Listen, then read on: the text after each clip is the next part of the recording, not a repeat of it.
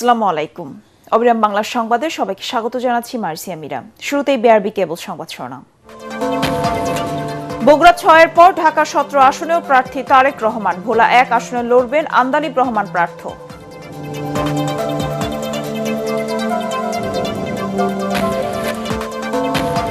খালেদা জিয়া অত্যন্ত জটিল ও সংকটময় মুহূর্ত পার করছেন, ব্রিফিংয়ে ডাক্তার জাহিদ। পরিবারের পক্ষ থেকে দেশবাসীর দোয়া কামনা।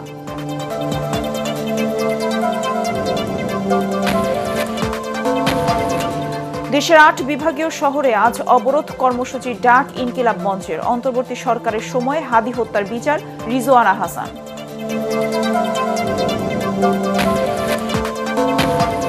কিছুক্ষণের মধ্যেই বঙ্গভবনে ২৬তম প্রধান বিচারপতি হিসেবে শপথ নেবেন জুবায়ের রহমান চৌধুরী। উপস্থিত থাকবেন প্রধান উপদেষ্টা।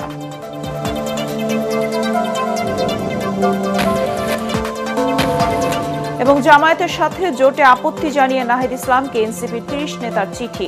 পদত্যাগ করে ঢাকা ৯ আসনে স্বতন্ত্র প্রার্থী ঘোষণা তাসনিম জারার।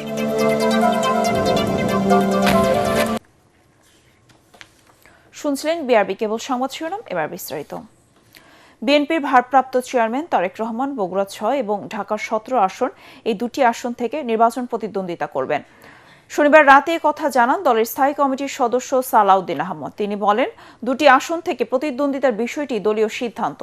এর আগে বিএনপির অন্যতম শরিক বিজেপির চেয়ারম্যান ব্যারিস্টার আন্দালিব রহমান প্রার্থ ঢাকার ১৭ আসন থেকে নির্বাচন করার কথা ছিল। বনানী গুলশান বাড়িধারা এলাকায় পোস্টার, ইলেকট্রনিক্স ডিসপ্লেও দেখা গেছে। তবে বর্তমান তিনি এই আসনে প্রতিদ্বন্দ্বিতা করবেন না জানিয়ে সালাউদ্দিন আহমদ বলেন, আন্দালিব রহমান প্রার্থ ভোলা ১ আসনে নির্বাচন করবেন। তিনি তার দলের নির্বাচনী মার্কায় নির্বাচন করবেন। ত্রয়োদশ সংসদ নির্বাচনে বিএনপি চেয়ারম্যান খালেদা জিয়া ৩টি আসনে যথাক্রমে বগুড়া ৭, ফেনী ১ এবং দিনাজপুর ৩ আসনে এবং ভারপ্রাপ্ত চেয়ারম্যান ২টি আসনে বগুড়া ৬ এবং ঢাকা ১৭ আসনে প্রতিদ্বন্দ্বিতা করবেন।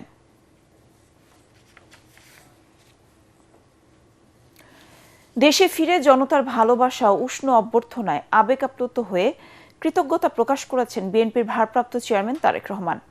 রাতে এক ফেসবুক পোস্টে কৃতজ্ঞতা প্রকাশ করেন তিনি।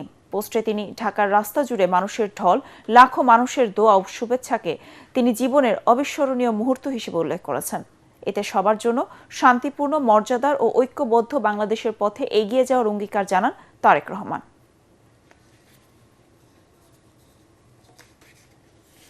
এভারকেয়ার হাসপাতালে চিকিৎসাধীন বিএনপি চেয়ারপারসন বেগম খালেদা জিয়া অত্যন্ত জটিল ও সংকটময় মুহূর্ত পার করছেন বলে জানিয়েছেন তার ব্যক্তিগত চিকিৎসক ডাক্তার AZM জাহিদ হোসেন। শনিবার রাতে হাসপাতালের সামনে ব্রিফিংয়ে সাংবাদিকদের তিনি কথা জানান। ডাক্তার জাহিদ জানান, ১ মাস আগে বেগম খালেদা জিয়া হাসপাতালে ভর্তি হওয়ার পর তার শারীরিক অবস্থার যে অবনতি হয়েছিল সে পরিস্থিতি এখনও বিদ্যমান রয়েছে। এ সময় বেগম জিয়ার সুস্থতা কামনায় পরিবারের পক্ষ থেকে দেশবাসীর দোয়া কামনা করা হয়। এর আগে বিএনপির ভারপ্রাপ্ত চেয়ারম্যান তারেক রহমান তার সহধর্মিণী ডক্টর জুবাইদা রহমানকে নিয়ে অসুস্থ মাকে দেখতে হাসপাতালে আসেন। এ সময় দেশি বিদেশি চিকিৎসকদের নিয়ে গড়া মেডিকেল বোর্ডের সাথেও বৈঠকেও অংশ নেন তারা। শনিবার দেশে ফেরার পর দ্বিতীয় দিনের মতো মাকে দেখতে এসে দীর্ঘ সময় হাসপাতালে কাটান বিএনপির ভারপ্রাপ্ত চেয়ারম্যান তারেক রহমান। ২৩শে নভেম্বর এখানে ভর্তি হয়েছেন। ভর্তি হওয়ার পরবর্তীতে ওনার শারীরিক অবস্থার বেশ অবনতি হয়েছিল। অবনতি হওয়ার কারণেই উনি কেবিন থেকে সিসিউ থেকে আইসিইউতে আছেন এবং আইসিইউতে উনি চিকিৎসাধীন আছেন। আর স্বাভাবিকভাবেই ওনার শারীরিক অবস্থার উন্নতি হয়েছে এ কথা বলা যাবে না, কিন্তু ওনার অবস্থার অত্যন্ত জটিল এবং উনি একটা সংকটময় মুহূর্ত পার করছেন। যদি আল্লাহ করে উনি চিকিৎসকদের চিকিৎসা প্রচেষ্টা এবং আল্লাহর শেষ মেহেরবানিতে উনি যদি এই সংকটটা উতরিয়ে যেতে পারেন, আলহামদুলিল্লাহ, তাহলে হয়তো আমরা ভালো কিছু পাবো। আগামী ৩ জানুয়ারি রাজধানীর সোহরাওয়ার্দী উদ্যানে মহাসমাবেশ সফল করার জন্য দেশবাসীর প্রতি আহ্বান জানিয়েছেন জামাত ইসলামীর আমির ডাক্তার শফিকুর রহমান।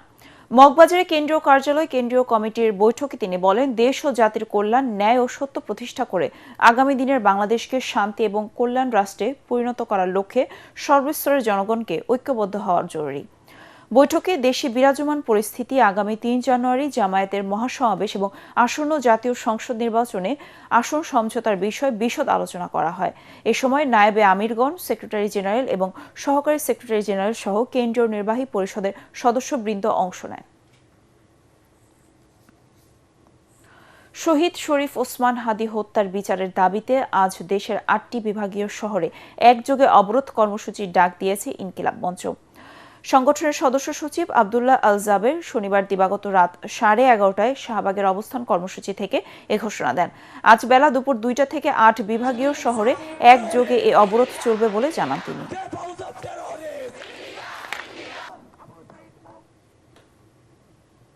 এদিকে অন্তর্বর্তী সরকারের সময়ে শহীদ হাদী হত্যার বিচার হবে বলে আশ্বাস দিয়েছেন তথ্য উপদেষ্টা সৈয়দা রিজওয়ানা হাসান। শনিবার দিবাগত রাতে রাজধানীর শাহবাগ মোড়ে ইনকিলাব মঞ্চের অবস্থান কর্মসূচিতে এসে তিনি এই আশ্বাস দেন।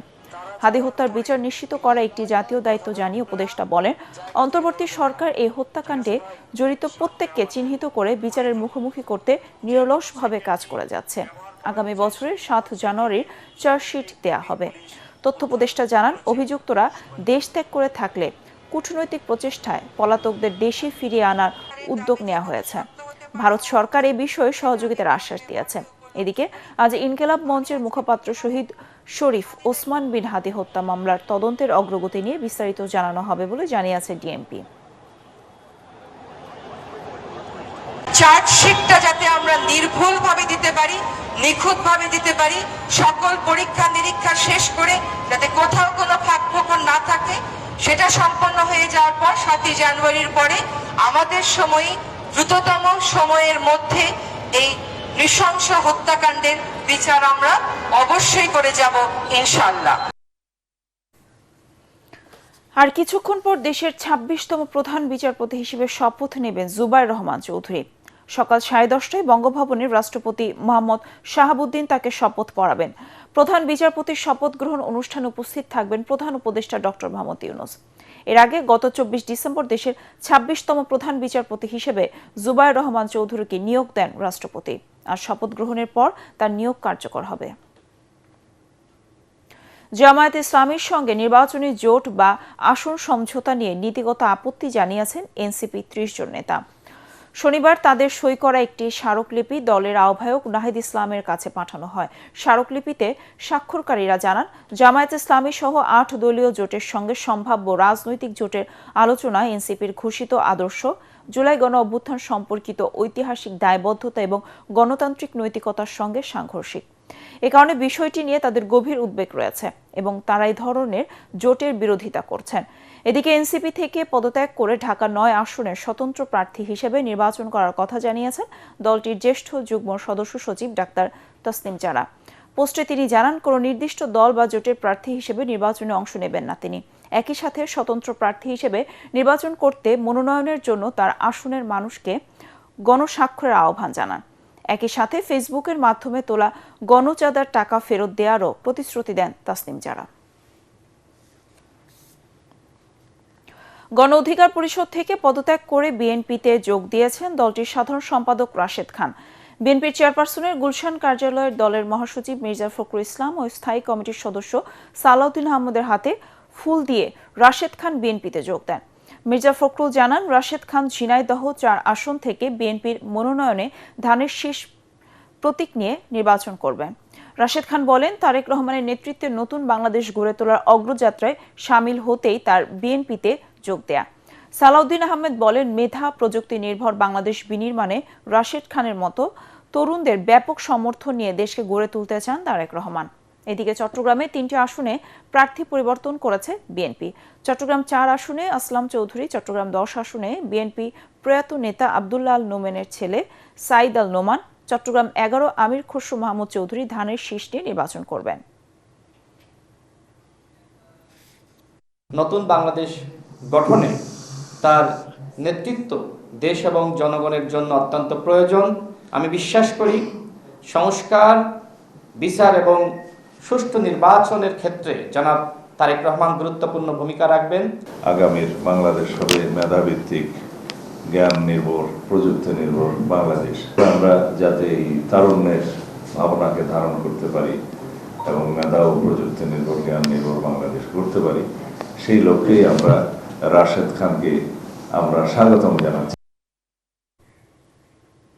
এখন দেখবেন সালাম স্টিল ভোটার গাড়ি। জাতীয় সংসদ নির্বাচনকে সামনে রেখে ফরিদপুর ৩ সদর আসনে বইছে নির্বাচনী হাওয়া। ভোটারদের মন জয় করতে প্রার্থীরা ছুটে যাচ্ছেন তাদের কাছে। বিএনপি, জামায়াত সহ স্বতন্ত্র প্রার্থীরা চালাচ্ছেন অনানুষ্ঠানিক প্রচারণা। একসময় বিএনপির ঘাঁটি হিসেবে পরিচিত এই আসনটি ফের দখলে নিতে মরিয়া দলটি। অন্যদিকে জামায়াত, এনসিপি ও স্বতন্ত্র প্রার্থীরাও চাইছেন আসনটি প্রথমবারের মতো তাদের দখলে নিতে। ফরিদপুর প্রতিনিধি কামরুজ্জামান সোহেলের রিপোর্ট, জানাচ্ছেন জাহিদুল আলম। ফরিদপুর জেলায় রয়েছে 4টি সংসদীয় আসন। এর মধ্যে গুরুত্বপূর্ণ ফরিদপুর 3 আসনটি বিএনপির ঘাঁটি হিসেবে পরিচিত। তবে 2008 সালে আসনটি দখলে নেয় বর্তমানে কার্যক্রম নিষিদ্ধ আওয়ামী লীগ। এবারে নির্বাচনে বিএনপি প্রার্থী হিসেবে লড়ছেন সাবেক মন্ত্রী ও 5 বারের সংসদ সদস্য প্রয়াত কামাল ইবনে ইউসুফের মেয়ে চৌধুরী নায়াব ইউসুফ। জামাত প্রার্থী হিসেবে রয়েছেন আব্দুত তাওয়াব। এছাড়া এনসিপি, খেলাফত মজলিস ও স্বতন্ত্র প্রার্থীরাও রয়েছেন। তবে দীর্ঘদিন ধরে উন্নয়ন বঞ্চিত এই আসনের ভোটাররা বলছেন, দল নয় জনগণের নেতাকেই নির্বাচিত করবেন তারা।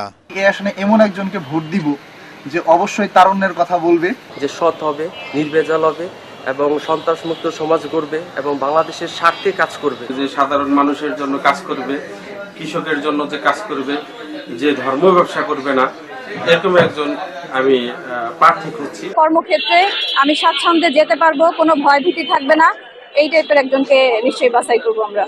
আসনটি ফিরে পেতে মরিয়া বিএনপি।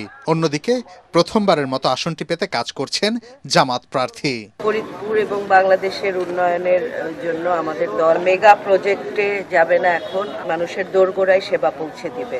চিকিৎসা, শিক্ষা, জিনিসপত্রের দাম বেড়ে গেছে, এইসব জিনিস সহজলভ্য করাই আমাদের দলের কাজ। আমি সংসদ সদস্য নির্বাচিত হই, তাহলে ফরিদপুরের নির্বাচনী এলাকা যেটা আমার আছে, এলাকায় মাদকের বিরুদ্ধে জিরো টলারেন্স ব্যবহার করে আমরা মাদক উৎখাত করার জন্য সার্বিকভাবে চেষ্টা করব, জনগণকে সাথে নিয়ে যাব। আসন্ন নির্বাচনে যিনি সংসদ সদস্য হিসেবে নির্বাচিত হবেন তিনি দল মতের ঊর্ধ্বে থেকে সকলের হয়ে কথা বলবেন, এমনটাই চাইছেন ফরিদপুর 3 আসনের জনগণ। Bureau report, ATN Bangla. সালাম স্টিল ভোটের গাড়ি নিয়ে মুন্সিগঞ্জের নির্বাচনী হালচাল জানাচ্ছেন প্রতিনিধি ফরিদুল হাসান ফরিদ। মুন্সিগঞ্জ সদরে ভোটার রয়েছে 3,54,000-এর উপরে এবং গজের ভোটার রয়েছে 1,52,000-এর উপরে এবং এখানে হিজড়া ভোটারও রয়েছে। আমি যতটুকু জানতে পেরেছি, তারেক রহমান আসার পরেই বিএনপি প্রার্থীদের ভিতরে এক নতুন মাত্রা যুক্ত হয়েছে। আমি এবং ভোটারদের ভিতরে আনন্দ উল্লাস এবং বিভিন্ন ধরনের আনন্দ প্রকাশ পেয়েছে। আমি এবং প্রার্থীরা বিভিন্ন ভোটারদের ধারে ধারে কিন্তু তারা যাচ্ছে, নানান প্রতিশ্রুতি দিচ্ছে এবং এই মুন্সিগঞ্জ 3টি আসনের ভিতরেই জামাত, বিএনপি এবং স্বতন্ত্র প্রার্থী এবং জাকের পার্টি সহ বিভিন্ন প্রার্থী নমিনেশন পেপার জমা দিয়েছে এবং কিনেছে। এবং মুন্সিগঞ্জের জনগণের যে চাওয়া যে ছিল, যেটা হচ্ছে অবকাঠামোর দিক থেকে মুন্সিগঞ্জ ঢাকার কাছে জেলা হওয়াতে তারা পিছিয়ে আছেন এবং মুন্সিগঞ্জের রাস্তাঘাটের খুব দুর্ভোগ অবস্থা রয়েছে এবং মুন্সিগঞ্জ জেনারেল হসপিটালে তারা রোগী নিয়ে গেলে বিভিন্ন চরম ভোগান্তিতে পড়ে, সাধারণ রোগী নিয়ে গেলে ঢাকাতে রেফার করে, এটি যাতে না হয় সেই প্রত্যাশা এলাকাবাসীর। আবারও সালাম স্টিল ভোটের গাড়ির খবর। নির্বাচিত হলে মাদক ও যানমুক্ত নিরাপদ উত্তরা গড়ার প্রতিশ্রুতি দিয়েছেন ঢাকা 18 আসনে বিএনপি মনোনীত প্রার্থী SM জাহাঙ্গীর হোসেন। এই আসনে জামায়াতের প্রার্থী অধ্যক্ষ আশরাফুল হক বলেন, তাদের দল ক্ষমতায় এলে কোনো মানুষ ন্যায্য অধিকার থেকে বঞ্চিত হবে না। সালাম স্টিল ভোটের গাড়ি নিয়ে ঢাকা 18 আসন ঘুরে বিস্তারিত জানাচ্ছেন মিজান শাহজাহান। উত্তরা পূর্ব, উত্তরা পশ্চিম, উত্তরখান, দক্ষিণখান, তুরাগ বিমানবন্দর ও ভাটারা থানার একাংশের সমন্বয়ে সংসদীয় আসন ঢাকা 18। এই আসনে বিএনপির প্রার্থী ঢাকা মহানগর উত্তর বিএনপির যুগ্ম আহ্বায়ক SM জাহাঙ্গীর হোসেন। তিনি বলেন, ধানের শীষের পক্ষে গণজোয়ার তৈরি হয়েছে। 17 বছর আমরা যে নির্যাতন নিপীড়নের শিকার হয়েছি, কাজে আমরা যখন নির্বাচনমুখী হই, আমরা যখন নির্বাচনের কথা আসে, কারণ এই গত 3টা নির্বাচনে তো জনগণ ভোট দিতে পারেনি, তারা ভুগ পেতে আছে আশায় যে তারা ভোট দিতে পারবে এইবার, আর এবং তাদের মনের পছন্দনীয় মার্কা সামনে আছে, ধানের শীষ সামনে আছে।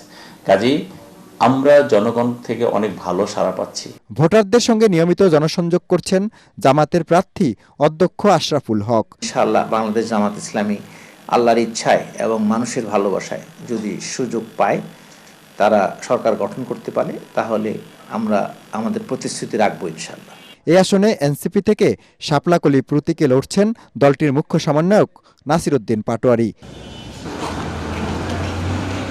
উত্তরায় সবচেয়ে গুরুত্বপূর্ণ স্থাপনা হযরত শাহজালাল আন্তর্জাতিক বিমানবন্দর। মাইলস্টোন স্কুলে বিমান দুর্ঘটনার পর আশপাশে গড়ে ওঠা সুউচ্চ ভবন নিয়ে আতঙ্কিত স্থানীয়রা। ঢাকা 18 আসনটি নানা কারণে গুরুত্বপূর্ণ। হযরত শাহজালাল আন্তর্জাতিক বিমানবন্দরের কারণে এটি যেমন বিশ্বের প্রবেশদ্বার, একই সাথে এখানে 27টি জেলার লোকজন এই আসনের ভিতর দিয়েই তারা ঢাকায় প্রবেশ করে। এ কারণে এখানকার ভোটাররা বলছেন যে দেশি বিদেশি সমস্ত পর্যটকদের নিরাপত্তার জন্য পর্যাপ্ত ব্যবস্থা নিতে হবে আগামী দিনের সংসদ সদস্যকে। মিজান শাহজাহান, এটিএন বাংলা, উত্তরা, ঢাকা। সালাম স্টিল ভোটার গাড়ি নিয়ে সাতক্ষীরা নির্বাচনী খবর জানাচ্ছে সহকর্মী এম কামরুজ্জামান। সালাম স্টিল ভোটার গাড়ি এখন সাতক্ষীরা 2 আসনে। এই আসনে দেভাটা এবং সাতক্ষীরা সদর উপজেলা গঠিত এই আসনে মোট ভোটার 5,35,654 জন ভোটার রয়েছে। এখানে দুটি রাজনৈতিক দল, বৃহৎ দুটি রাজনৈতিক দল বিএনপি এবং জামাতের প্রার্থী ইতিমধ্যেই মনোনীত হয়েছেন। যে বিএনপির প্রার্থী আব্দুর রউফ সর্দার এবং জামাতের প্রার্থী মুহাদ্দেস আব্দুল খালেক তারা ইতিমধ্যেই নির্বাচনী প্রচার প্রচারণায় নেমেছেন। তাছাড়া অন্য কোনো দলের প্রার্থীরা এখনো পর্যন্ত সেভাবে প্রচার প্রচারণায় নামেনি। তো বিএনপির বিদ্রোহী প্রার্থী হিসাবে চেয়ারম্যান আব্দুল আলিম তিনি ইতিমধ্যেই নমিনেশন তুলেছেন। এছাড়া সাতক্ষীরা যে আসনটি, সাতক্ষীরা সদর এবং দেভাটা মিলে যে আসনটি, এই আসনে সবচেয়ে বেশি সমস্যা হচ্ছে জলবদ্ধতা। বিশেষ করে বর্ষা মৌসুমে এই অঞ্চলের বিস্তীর্ণ এলাকা জলবদ্ধ মগ্ন হয়ে থাকে, যে কারণে সাধারণ মানুষের দুর্ভোগের সীমা থাকে না। এখানে স্বাস্থ্য এবং শিক্ষার অনুন্নত অবস্থা এবং যোগাযোগ ব্যবস্থাও তেমন উন্নয়ন নাই। এখানকার ভোটাররা বলছে যারা আগামী নির্বাচনে যারা বিশেষ করে জলবদ্ধতা নিরসন এবং শিক্ষা, স্বাস্থ্য এবং যোগাযোগে যারা সার্বিক বিষয় নিয়ে ভূমিকা রাখবেন তাদেরকেই তারা এবার বেছে নেবেন। এই ছিল ভোটের সর্বশেষ অবস্থা। এবার সন্ধানে লাইফ ইন্স্যুরেন্স আন্তর্জাতিক সংবাদ।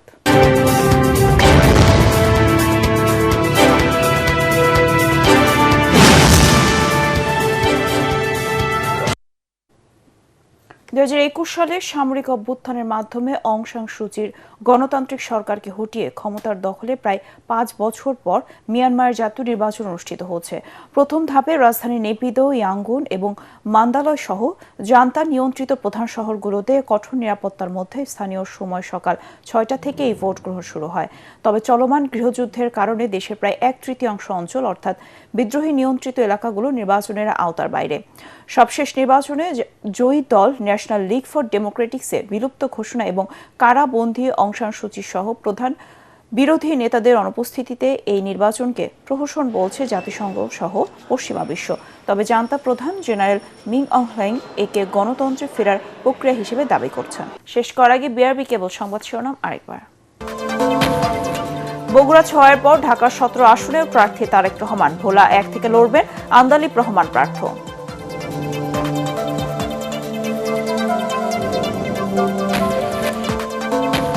খালেদা জিয়া অত্যন্ত জটিল ও সংকটময় মুহূর্ত পার করছেন, ব্রিফিংয়ে ডাক্তার জাহিদ। পরিবারের পক্ষ থেকে দেশবাসীর দোয়া কামনা।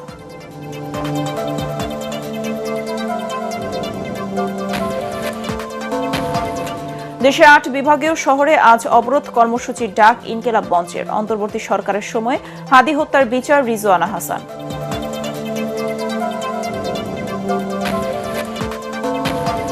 কিছুক্ষণের মধ্যেই বঙ্গভবনের 26তম প্রধান বিচারপতি হিসেবে শপথ নেবেন জুবায়ের রহমান চৌধুরী। উপস্থিত থাকবেন প্রধান উপদেষ্টা।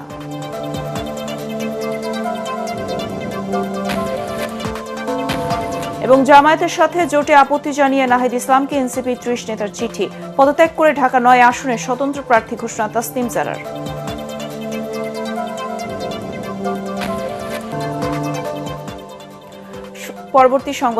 পরবর্তী সংবাদ দেখার আমন্ত্রণ জানিয়ে এখনকার মতো শেষ করছি। এটিএন বাংলা সংবাদ ইউটিউবে দেখতে ব্রাউজ করুন /ATN বাংলা নিউজ। ধন্যবাদ সবাইকে।